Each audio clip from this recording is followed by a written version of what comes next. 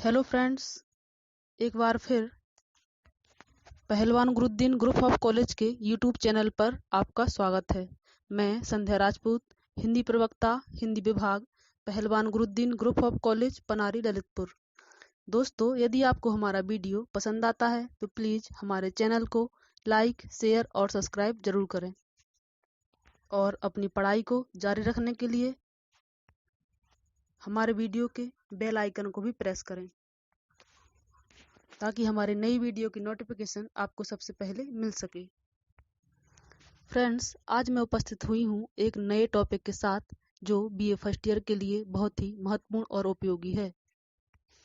तो आज का हमारा टॉपिक है मलक मोहम्मद जायसी, सूफी काव्यधारा के सर्वश्रेष्ठ प्रतिनिधि कवि का बहुत ही महत्वपूर्ण टॉपिक पद्मावत का नक्श खंड, अर्थात महारानी पद्मावती के नक्श वर्णन का व्याख्यान आज मैं आपके समक्ष पेश करूंगी।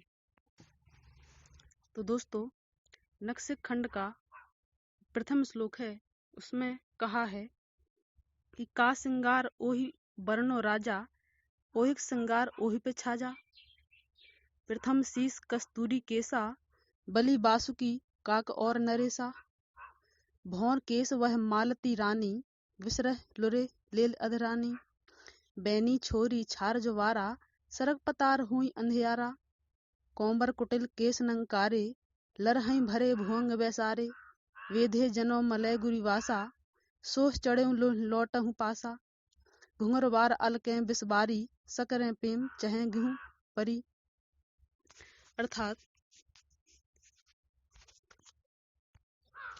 कवि ने यहाँ पद्मावती महारानी के सिर से लेके उसके पैरों तक उनकी सुंदरता का बखान करते हुए कहा है, यानी उस तोते ने कहा, तोते के शब्दों में कहा है कि हे राजा, उनके श्रृंगार का बखान मैं क्या करूं। यानी यहाँ पर जो रतन सेन राजा थे, उन्होंने तोते से पूछा कि हमारी पद्मावती रानी कैसी लगती हैं।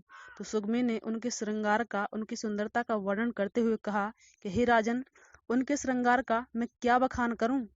उनका श्रृंगार उन्हीं को शोभा देता है, अर्थात उनका श्रृंगार अद्वितीय है।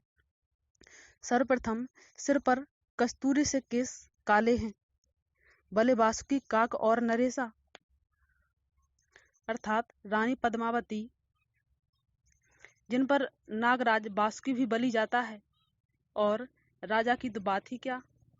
रानी पद्मावती मालती हैं, उनके सिर पर केस भौरे जैसे हैं, विषधर सांपों की तरह वो केस लहराते और गंध देते हैं। जब वह बैनी खोलकर, यानी अपनी चोटी को खोलकर केसों को झाड़ती हैं तो आकाश से पाताल तक अंधेरा छा जाता है। कोमर कुटिल केस नंकारे, लरहई भरे भुअंग बैसारे।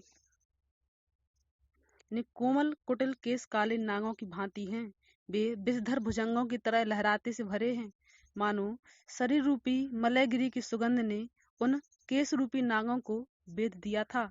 इसी कारण सिर पर चढ़े हुए उसी के चारों ओर लौटते रहते हैं, अन्यत्र नहीं जाते। घुंघर वाली लटें विष से भरी मूर्छित करने वाली हैं, यानी वे प्रेम की श्रृंखलाएं हैं जो किसी की ग्रीवा में पड़ना चाहती हैं। ऐसे फंदे वाले वे केस थे कि इतनी दूर होने पर भी राजा के सिर और गर्दन में वह फंदा पड़ गया।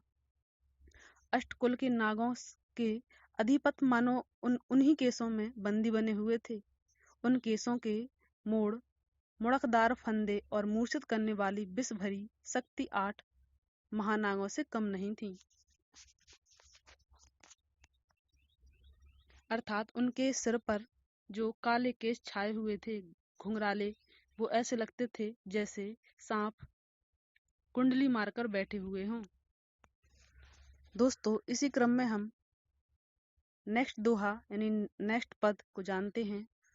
कवि ने कहा कि बरनो मांग शीस उपराही, सेंदुर अवहीं चढ़ा जिह नाही। बिनु सेंदुर अस जानहु दिया, उजगिर पंथ रैन मह किया। कंचन रेख कसौटी कसी, जनु घन मह दामनी पर गसी। सूरज किरण जन गगन बिसेखी, जमुना माह सुरसती देखी। खाने धार रुहई जनु भारा, करबत लेई बैन पर धरा। तहीं पर पूरी धरे सो मोती, जमुना मांग गंग से सोती, करबत तपा लेऊं और चूसूं, मुख सो रुहर देऊं सिंदूरू, कनक दुबासस बान होई, जस सुहाग वह मांग, और सेवा करत नखत सब, उबे गगन जस मांग, उबे गगन जस गांग।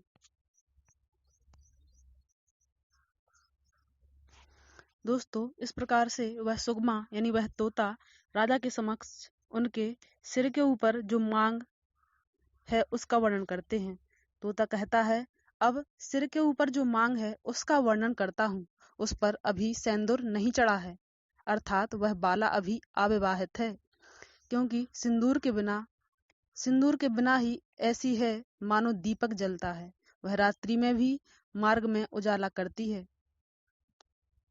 या मानो कंचन की रेखा कसौटी पर खिंची हो, यानी उनके जो बीच की मांग निकली है, दोनों तरफ काले केस हैं, बीच में से एक मांग निकलती है, तो वह मांग इतनी प्रकाशित है जैसे मानो रास्ते में अपने आप ही बिजली चमक रही हो, या मेघों में बिजली प्रकाशित हो रही हो, या ऐसा भी लगता है सूर्य की किरण नीले आकाश में,